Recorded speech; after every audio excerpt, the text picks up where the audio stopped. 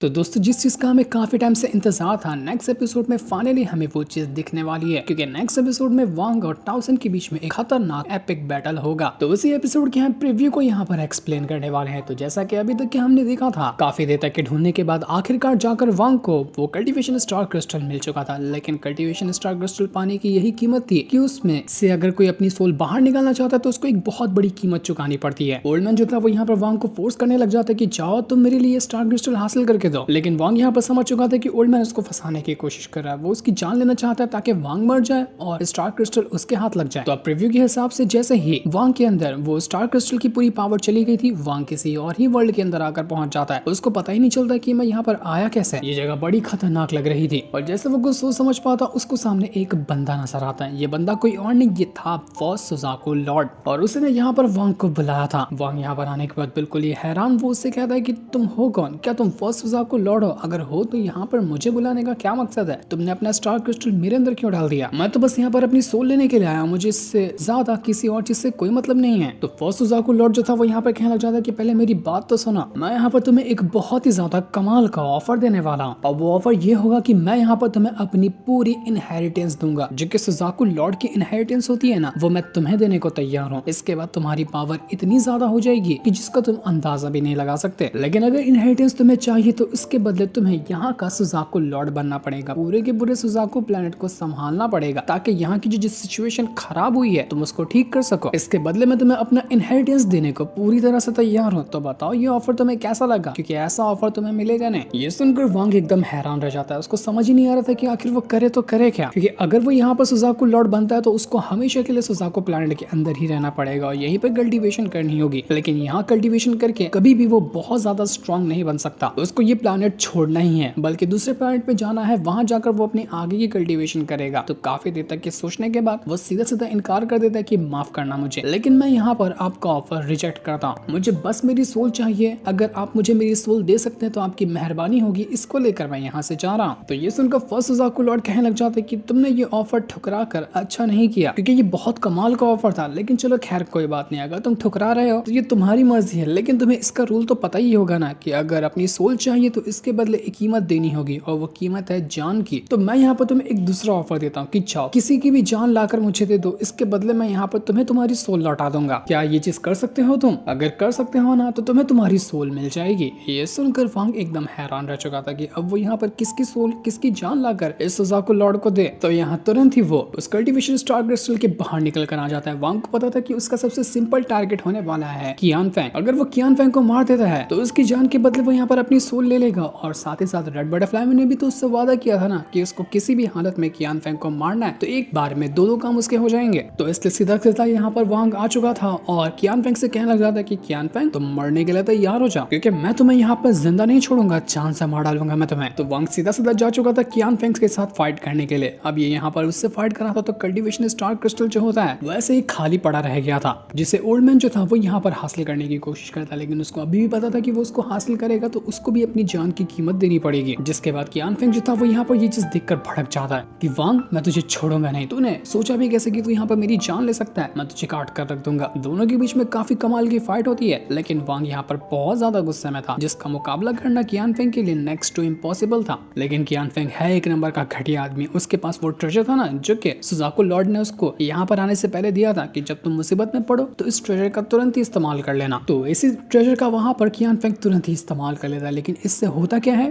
ना, वहां पर कोई अटैक आता है ना ही कियान फेंग की पावर बढ़ती है, बल्कि सुजाकू लॉर्ड जो था वो खुद उड़कर यहाँ पर टेलीपोर्ट होते हुए आ चुका था, क्योंकि सुजाकू लॉर्ड एक नंबर का घटिया इंसान है। कियान फेंग से भी बढ़कर वो घटिया आदमी है। उसने अपना ट्रेजर इसलिए दिया था कियान फेंग को कि जब भी कियान फेंग उस स्टार क्रिस्टल के पास आएगा और इस ट्रेजर का इस्तेमाल करेगा ना, तो इस ट्रेजर ने कियान फेंग की लाइफ पावर को छीन लिया और लाइफ पावर को छीनने के बाद एक ऐसा पोर्टल बनाया जिसके जरिए सुजाकू लॉर्ड सीधा उठकर यहाँ पर टेलीपोर्ट हो गया। जो चीज देखकर कियान फेंग एकदम पागल हो जाता है कि नहीं ये नहीं हो सकता, मैं तो सुजाकू लॉर्ड के ऊपर भरोसा किया था कि इसने मुझे अच्छा ट्रेजर दिया, लेकिन मुझे क्या पता था कि ये मुझे धोखा दे रहा है।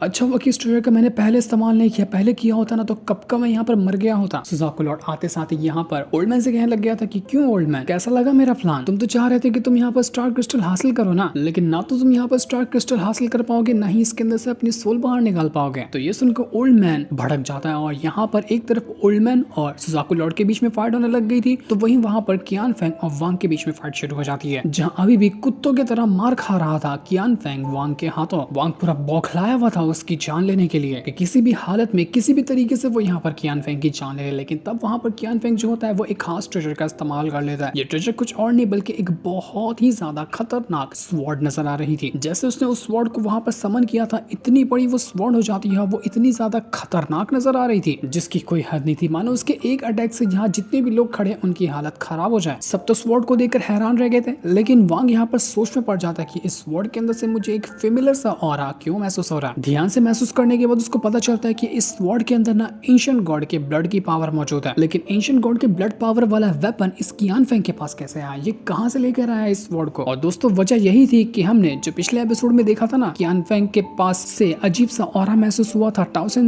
ने जो बंदे को भेजा अपनी सोल लाने के लिए उसको, तो वो यही वजह थी। उस बंदे ने जब यहाँ पर कियान फेंग को देखा तो उसने महसूस कर लिया कि इसके पास कुछ ना कुछ तो ऐसा है जो एंशिएंट गॉड से रिलेटेड है, और वो चीज वही स्वॉर्ड थी जिसको कियान फेंग ने छुपाकर अपने पास रखा हुआ था। तो अब कियान फेंग जो होता है वो तुरंत ही उस स्वॉर्ड को बाहर निकालते हुए वांग के साथ फाइट करने लग गया था। वो किसी भी हालत में वांग को मारना चाह रहा था, क्योंकि वैसे भी उसकी हालत बुरी तरह से खराब थी, जो उसकी लाइफ पावर को सुजाको लॉर्ड ने छीन लिया था इस वजह से। तो वो कहता है कि मैं मर जाऊं मुझे उससे कोई फर्क नहीं पड़ता, लेकिन वांग मैं तुझे भी मार कर रहूंगा, तुझे ऐसे कैसे छोड़ देने वाला हूं मैं, तू भी मरने के लिए तैयार हो जा। तो इन दोनों के बीच में अब यहाँ पर और भी खतरनाक बैटल शुरू हो चुका था। वांग यहाँ पर अपने सोल फ्लैग का इस्तेमाल करता है और उसकी मदद से वो यहाँ पर उस स्वॉर्ड के अटैक को रोकने की कोशिश कर रहा था, लेकिन तभी वहाँ का जो मौसम होता है वो पूरी तरह से बदलने लग जाता है। एक अजीब सा बादल घिर गया था और उस बादलों के अंदर से धीरे धीरे करते हुए एक मिस्टीरियस फिगर बाहर निकल कर आने लग जाती है, और ये फिगर किसी और की नहीं थी बल्कि थी ताओसेन की, जो पूरे गुस्से के साथ यहाँ पर एंट्री मार चुका था। उसका ऑरा इतना स्ट्रॉन्ग होता है कि सुजाको लॉर्ड, कियान फेंग और ओल्ड मैन जो भी क्यों ना हो, वो यहाँ पर उसके ऑरा के सामने अपने पैर भी जमीन पे नहीं जमा पा रहे थे। वो यहाँ पर आया था उसी स्टार क्रिस्टल को हासिल करने के लिए। वांग जैसे ही यहाँ पर उस ताओसेन को देखता है उसकी हालत खराब हो जाती है कि भाई साहब ये कहां से उठकर यहाँ पर आ गया। वांग यहाँ पर तुरंत ही ताओसेन के अटैक से बचने की कोशिश कर रहा था, लेकिन ताओसेन कहता है कि ऐसे कहां बचकर भाग रहे हो, क्योंकि मैं खास तुम्हारे लिए तो आया हूँ, तुमसे मुझे एंशिएंट गॉड की पावर जो चाहिए, तो जरा दिखाओ अपना नमूना कि एंशिएंट गॉड की पावर लेकर तुमने खुद को कितना स्ट्रॉन्ग बनाया। चलो आ जाओ एक साथ मिलकर फाइट करते हैं। तो वो यहाँ पर वांग के ऊपर अटैक करने लग गया था। वांग यहाँ पर उसके अटैक को रोकने की कोशिश करता है, लेकिन एक भी अटैक को वो रोक ही नहीं पा रहा था, क्योंकि ताओसेन अभी वांग के लेवल में बहुत ज्यादा आगे है। देखा जाए तो शायद ही होगा पूरे सुजाको प्लैनेट के अंदर जो कि ताओसेन जितना स्ट्रॉन्ग होगा, इसलिए वो जैसे धूल जैसे बनाकर वांग को उठा उठा कर फेंके जा रहा था। वांग अटैक करता तो ताओसेन एक हाथ क्या मारता, वांग के सारे अटैक डिस्ट्रॉय हो जाते हैं, यहाँ तक कि उसका 1 बिलियन सोल फ्लैग भी वहां काम नहीं कर रहा था ताओसेन के सामने। और ताओसेन यहाँ पर पूरी तरह से तैयार था उस स्टार क्रिस्टल को हासिल करते हुए वांग को मारने के लिए, लेकिन तभी वहां पर हलचल होती है और आसमान को चीरते हुए एक बंदा वहां उठकर आने लग गया था। अब प्रीव्यू के अंदर क्लियर नहीं बताया गया कि वो बंदा है कौन और ये यहाँ पर क्यों आया है, उसका मकसद क्या है। हो सकता है कि वो वांग को बचाने के लिए आया होगा, लेकिन जो भी था वो बंदा बड़ा मिस्टीरियस था। तो उस बंदे के बारे में जानने के लिए हमें नेक्स्ट एपिसोड का इंतजार करना पड़ेगा। संडे वाला एपिसोड बड़ा ही कमाल का होने वाला है, तो उसको बिल्कुल भी मिस मत करना। जिस सीन को दिखाते साथ ही ये प्रीव्यू एपिसोड यहीं पर एंड हो जाता है। Thanks for watching.